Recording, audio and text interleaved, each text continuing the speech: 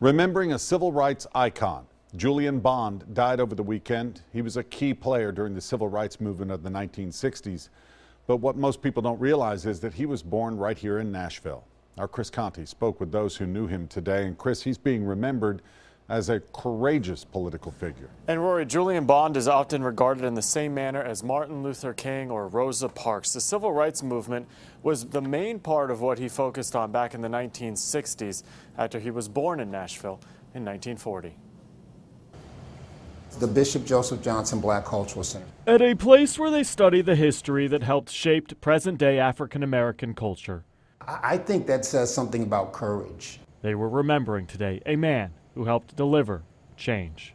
He helped push those barriers down, and so that's why he's so important, because without him, and people like him, those barriers, wouldn't have come down when they did.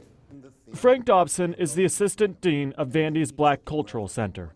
After learning Julian Bond had died Saturday, he thought first of Martin Luther King Day 2011. He's been here before. He was actually our Martin Luther King keynote speaker in 2011, and he spoke on the road to freedom. It was on that day that Julian Bond came here to Vanderbilt. He was 71 years old at the time, but still striving to break down the barriers of social injustice. So we have major work to do. None of it's easy. We've never wished our way to freedom. Instead, we've always worked our way. It was challenging the students to be better. Bond was a charismatic figure throughout the 1960s civil rights movement, but his propensity to help spark social change didn't stop there. The latter years of his life were spent pushing for the legalization of gay marriage. We lost an icon, we lost a history maker. One of the things that I like to tell the students is that they're not making old people anymore. You either lived through something or you did not. An icon that history will remember for the barriers he broke down. You can't afford just to try one thing.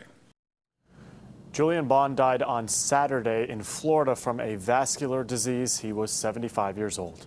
Live in the newsroom this evening, Chris Conti, News Channel 5 HD.